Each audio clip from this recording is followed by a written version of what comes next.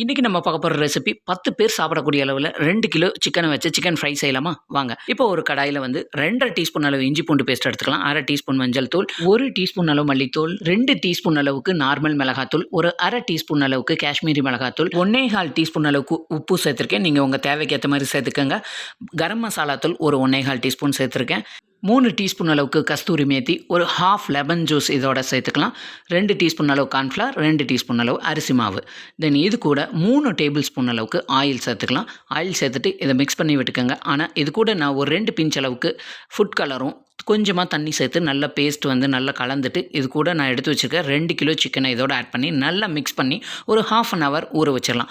ஒரு ஃப்ரை பேனில் ஆயில் எடுத்துகிட்டு ஆயில் நல்லா காஞ்சதுக்கப்புறமா நம்ம மிக்ஸ் பண்ணி வச்சுருக்க சிக்கனை போட்டு பொன்னிறமாக பொரிச்சிடுங்க. சூப்பரான சிக்கன் ஃப்ரை ரெடி ஆயிடுச்சு. கடையில் யூஸ் பண்ணுற கரம் மசாலா யூஸ் பண்ணாமல் 2 இன்ச் அளவுள்ள பட்டையில் 8 பட்டையும் 4 ஏலக்காய் 4 கிராம்பு சேர்த்து பவுடர் பண்ணி ஆட் பண்ணியிருக்கேன். இந்த ரெசிபி பிடிச்சிருந்தா சப்ஸ்கிரைப் பண்ணி